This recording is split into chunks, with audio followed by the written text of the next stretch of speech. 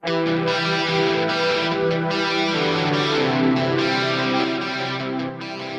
back to the Fourth Way Podcast.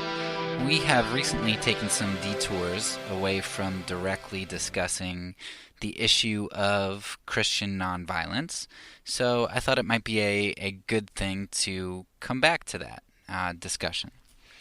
And while I feel like I've laid out a pretty solid overarching case for the issue of nonviolence, and provided plenty of resources for you to be able to dig a lot deeper into each of those points.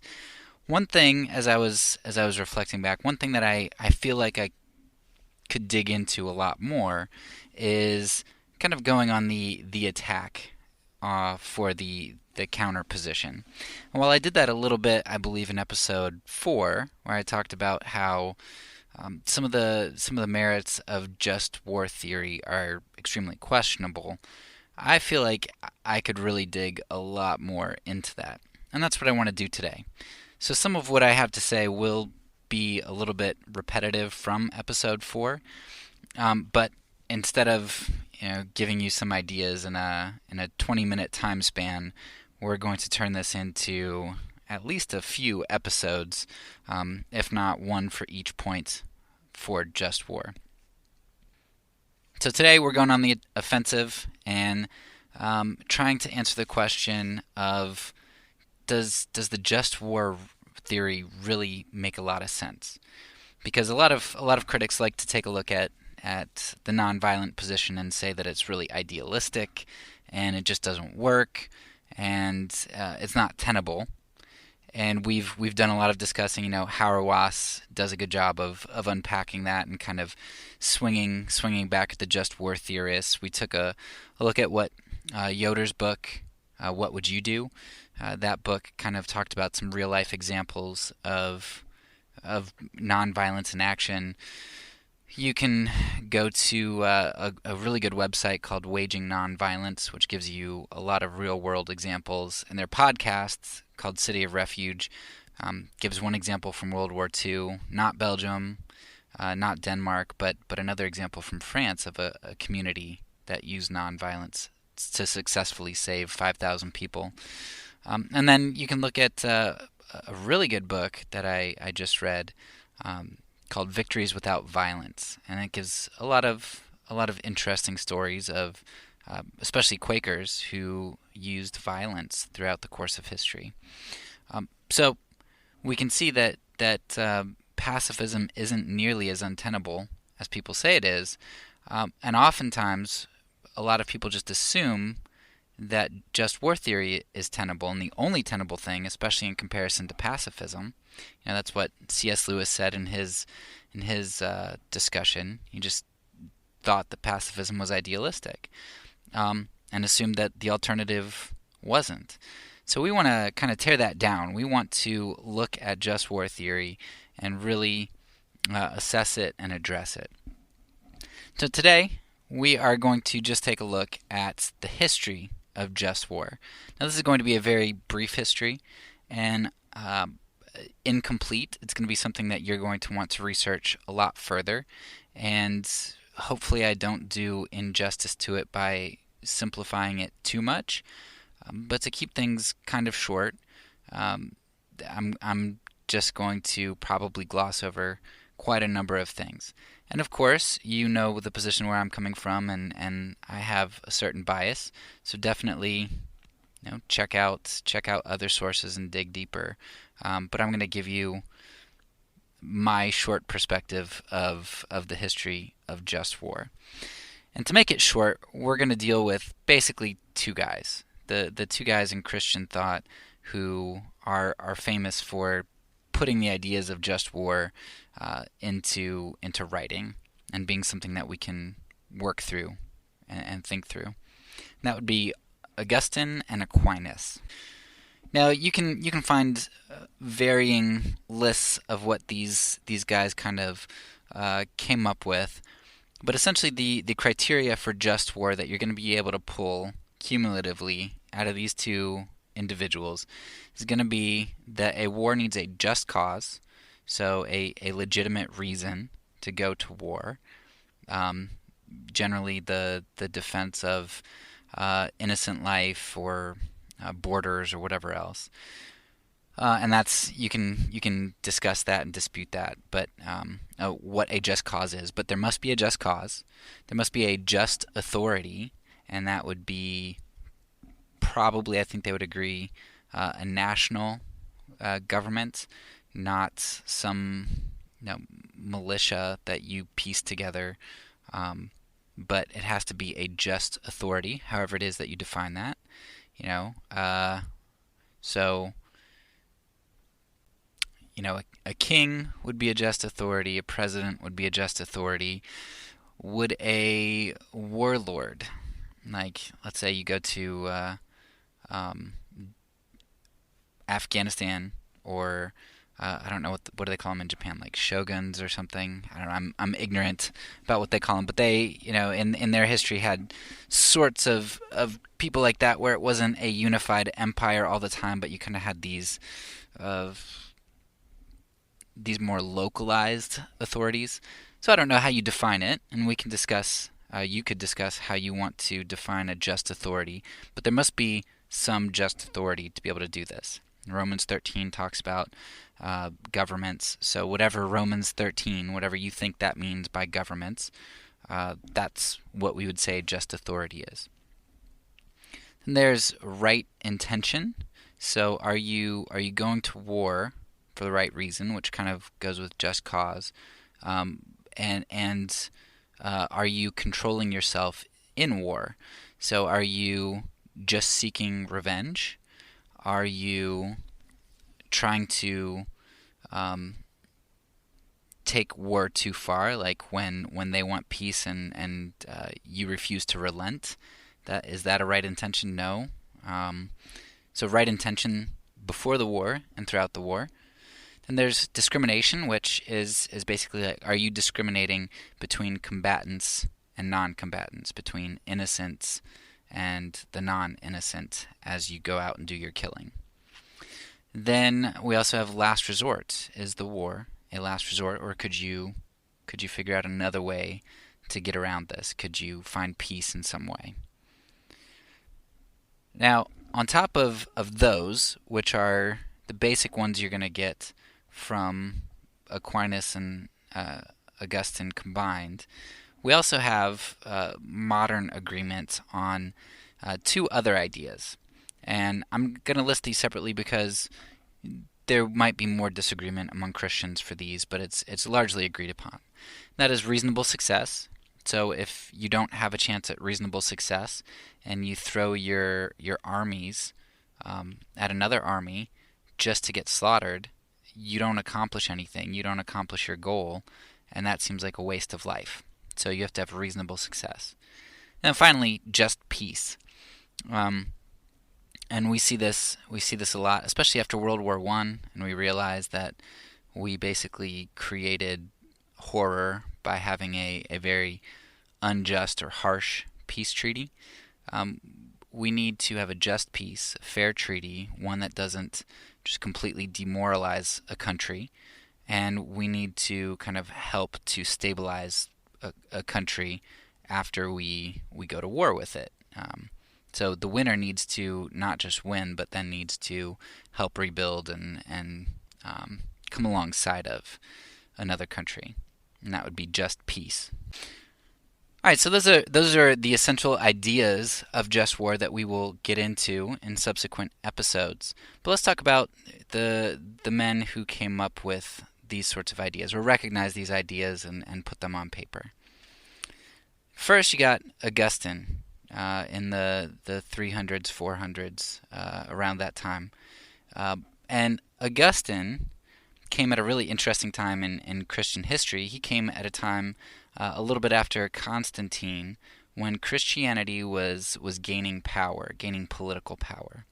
And it had just started to become popular and influential, and it was a unique time to really be involved in, and a great time for Augustine to come on the scene, because he was able to then have a lot of influence, not just in his day, but throughout history, because his work survived, and he was influential at a time when Christianity was trying to get its bearings.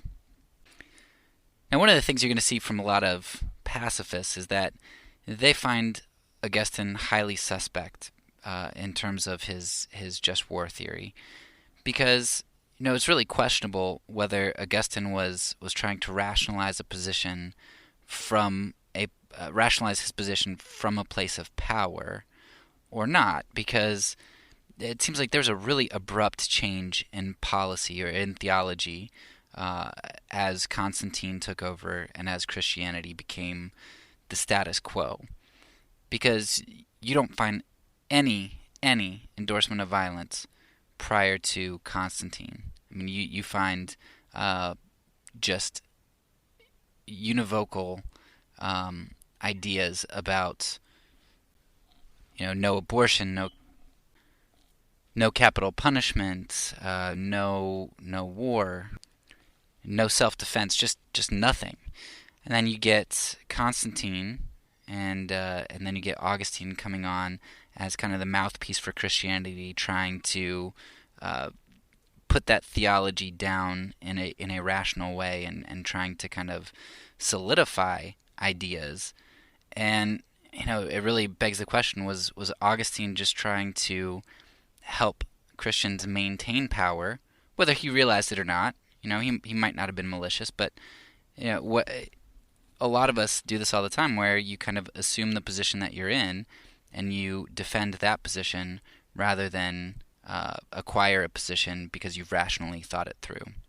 So we don't know Augustine's motives, and we don't know what his subconscious was doing, but all of the evidence seems to indicate that the early Christians were opposed to the types of things Augustine was saying, and Augustine was kind of a product of his environment.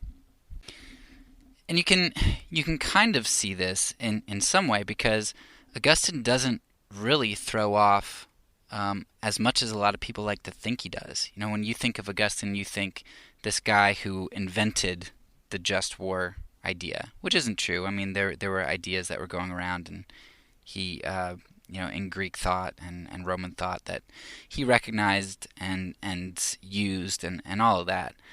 But you can see that Augustine really had a lot of the orthodox position from the very early church, because even though Augustine justified war, which he wanted to do because Christianity was now coming to power, and you kind of needed Christians to be soldiers, and you needed to maintain power and fight off enemy forces, the invaders. But even though Augustine was justifying war, he doesn't justify other sorts of violence. Okay, capital punishment, because that's the arm of the state. But Augustine does not justify self-defense. He can't imagine how anybody can kill somebody who's attacking them or their family. And this goes back to something Yoder says in his book, What Would You Do?, where he talks about how it's so interesting that we Americans aren't bothered when we hear of civilians getting killed in our wars, right? Vietnamese civilians, Iraqi civilians, Afghani civilians. We're like, well, that's kind of a shame. It's collateral, but what can be done about it?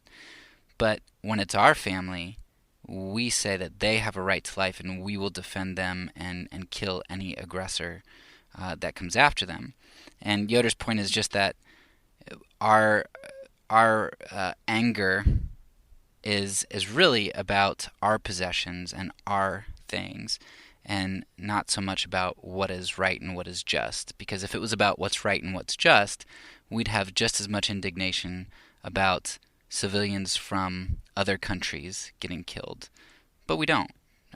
We just care about kind of what's ours and what's in our sphere of influence, who our neighbor is, I guess you could say, in more biblical terms. And Augustine recognized that issue. He said, hey, if somebody's coming after your family, or if somebody's coming after you, you're not going to be neutral.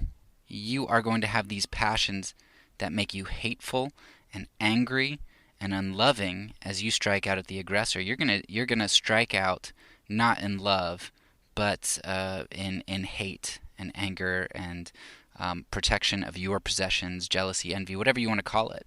And that is not a good thing, because Jesus tells us to love at all times, love God and love others. Augustine recognized that love is the guiding principle, and you just can't throw that off. You can't get rid of it and be a Christian. It doesn't work. So you always had to maintain love. And that's exactly what the early church said. But what Augustine did to try to enable his country to have power, his group to have power, is that he just said, well, if my government commands it and I'm a warrior, then I can kill in a disimpassioned manner. I can kill people without hate. I can kill people in love because my government tells me to do it. I'm obeying the command. It's kind of an amoral thing. I'm just doing it. It's just a kind of a duty. So, Americans like to justify war today, and we like to justify self-defense and our gun culture and all of that. And that's just something that Augustine would have been abhorred by, I think. This idea that, well, somebody comes into my home, I'm going to blast them. No, that they should know better. So while Augustine gets you part of the way in this idea of just war, when you kind of dig into his true thoughts, he actually sets at least American war lovers back quite a bit, because he actually goes more against our culture than he goes for us. Now, Aquinas is the second famous person in terms of Christian history of just war. And Aquinas, I don't know if I would say he built on Augustine's ideas or if he kind of took what he liked, but Aquinas kind of took out three main points of what we talked about up above: just cause, just authority, and I believe right intention. But that doesn't really matter so much. He's kind of in line with Augustine, but here's what Aquinas essentially kind of gives us that advances us to more where we are today. Aquinas added this idea of double effect, and we'll get to that in just a second. Essentially what this idea of double effect allowed was it kind of extended the violence that we were able to do. And so Aquinas was okay with self-defense. He thought it was legitimate because if the state said that a citizen could defend themselves, then individuals were just being an arm of the state, which allowed the killing of other people. But while Aquinas was okay with this self-defense, he was only okay so long as one's intent was not to kill. This is where we get into the double effect, where the double effect says that the intent of good in an action can justify an evil outcome. We talked about this a bit in our ectopic pregnancy episode on the consequentialism series, but just to kind of rehash that a bit. So one example of what I think would be a legitimate double effect is if you have a pregnant mother who has cancer, and she has to decide, do I take chemotherapy and put my child's life at risk, knowing that, I don't know, let's say it has a 99% chance of dying. So the mom takes chemotherapy. Is she a murderer? I would say no, because of double effect. She was taking the chemotherapy, and the chemotherapy's job was to kill the cancer, but as a side effect, the baby dies.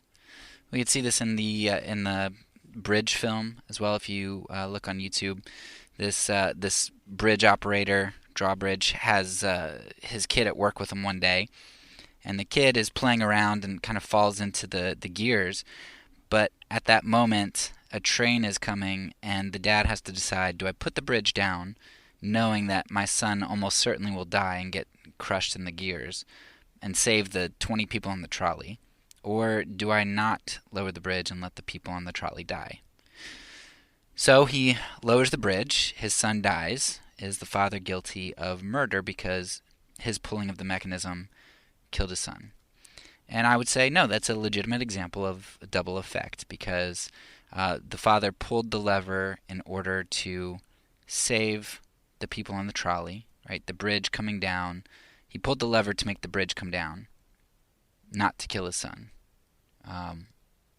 His son's death was a side effect. Now, we can kind of get a clearer picture of what a double effect is by taking a look at what I think are bad examples of a double effect. One example would be if one person's at the bottom of a organ donor list, say a heart donor list, and another person's at the bottom of a liver donor list, and they both know that they're going to die. They're not going to get their organ in time.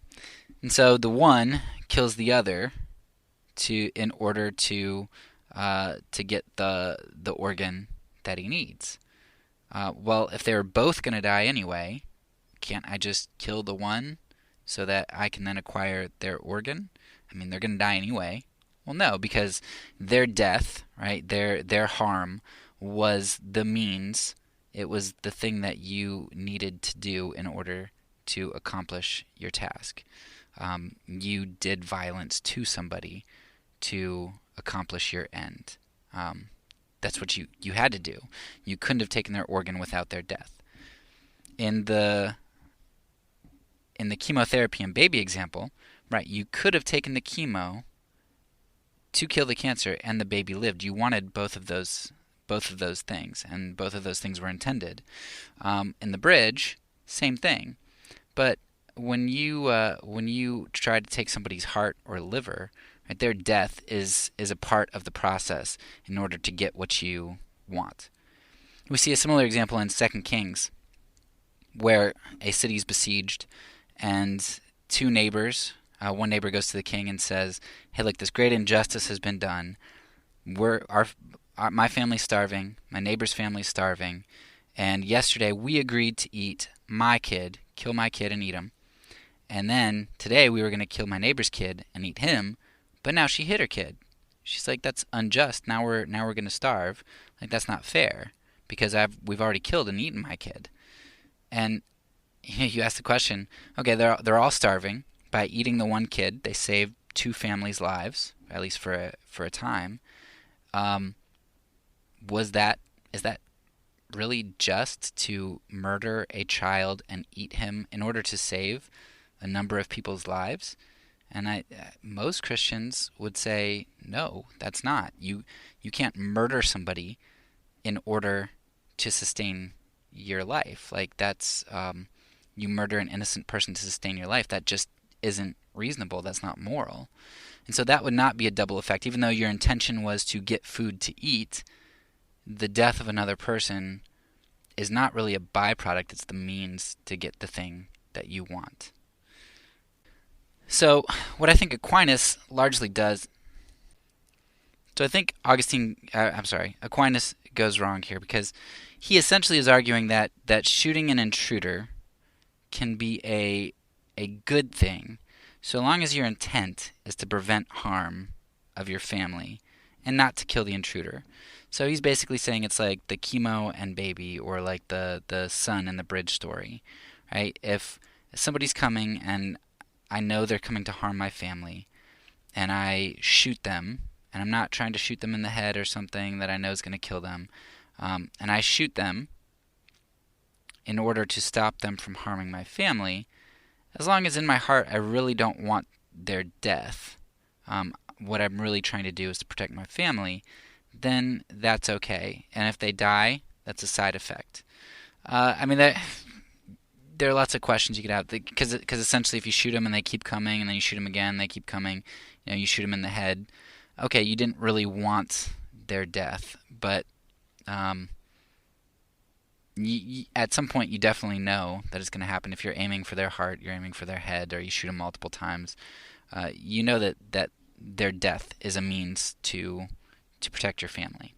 So the question is, which category does that fall into? Is that a legitimate double effect, or is that not a legitimate double effect? Now Augustine acknowledged that such self-defense was just in a legal sense, but he denied that it was just in a moral sense before God. So this is where Aquinas really furthers the discussion of just war and self-defense and the doing of violence for Christians. Now I'll link a good article that digs into some of that stuff below. Now, we see a lot of internal conflict in Augustine and Aquinas' work, much of which we'll discuss in subsequent episodes under each aspect of just war. It might end up that we have an episode for each piece of just war theory, each of the 5 to 8 pieces I decide to highlight. But I just want to point out a few that I think are extremely glaring that I want you to keep your ears peeled for. So first, Augustine's recognition of love, I think, is huge, and I think he's spot on, right? Love God, love others all the time.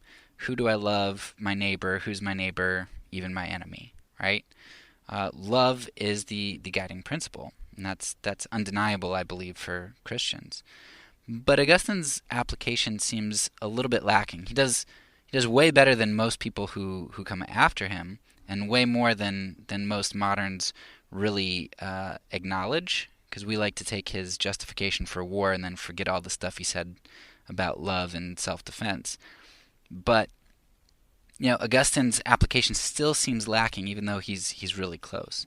How do you kill your enemy in love, in war, any more than you can when they're attacking your family? So I might have passions in the moment because I'm scared if somebody breaks into my home, but I guarantee you that before you go out to battle, or when you have bullets whizzing by your head, or when you have the nationalism that you have to psych people up to go out and conquer their enemies for God and country, I guarantee you've got passions. Like, is it really possible to do that in a disimpassioned way? I don't think it is. I think that's just as inherent in a war that's commanded by my government than in the heat of the moment if somebody breaks into my house. Your country is your homeland, and your home is your home. I mean, what's the difference? So it seems kind of, Augustine's got really great logic on this idea of love, but then he seems to just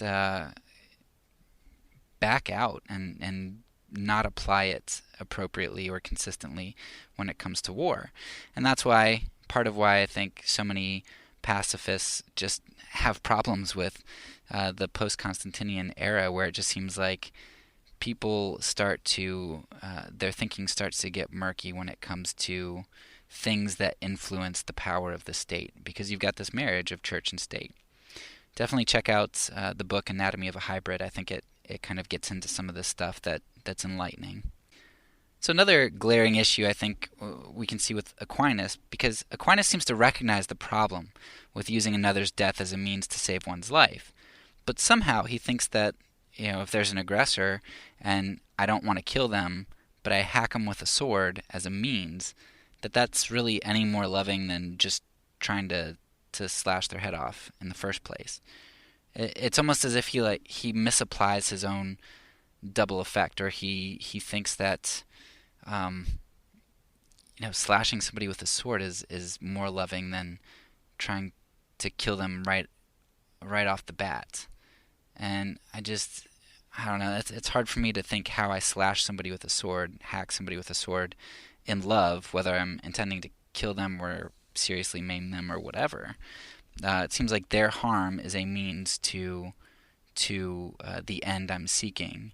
It's not just some byproduct. I think the third issue is that, and you see this in a good book on moral injury and soldiers and warfare called Killing from the Inside Out. And the book isn't, I'm pretty sure it's not ultimately a pacifistic book. It's sympathetic towards pacifism, but it more just kind of looks at war realistically and asks people on both sides to consider the cost to soldiers and why that might be the case. So it's a really good book, but in it I remember there's a really interesting piece that I never really realized before, and it talks about how I think up through the 11th or 12th century Christianity recognized the impropriety of war, And they did this for a long, long time, and they would require penance from soldiers, even in wars that were just, or even for killing people in a just war. They would require penance.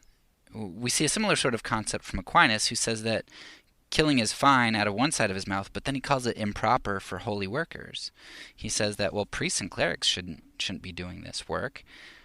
And you ask, I'll give you a quote from him here in a second, but you have to ask, well, if especially Protestants today who take the priesthood of God more seriously, or maybe not more seriously, but we apply it more broadly, and we think that we're the temple of God and we're all a royal priesthood, then how much more would Aquinas' observation apply to us? So here's a quote from Aquinas. Now, warlike pursuits are altogether incompatible with the duties of a bishop and a cleric, for two reasons. The first reason is a general one, because, to wit, warlike pursuits are full of unrest, so that they hinder the mind very much from the contemplation of divine things, the praise of God, and prayers for the people, which belong to the duties of a cleric. Wherefore, just as commercial enterprises are forbidden to clerics, because they unsettle the mind too much, so too are warlike pursuits. According to 2 Timothy 2:4, no man, being a soldier to God, entangleth himself with secular business. The second reason is a special one, because, to wit, all the clerical orders are directed to the ministry of the altar, on which the passion of Christ is represented sacramentally, according to 1 Corinthians 11:26. As often as you shall eat this bread and drink the chalice, you shall show the death of the Lord until he come.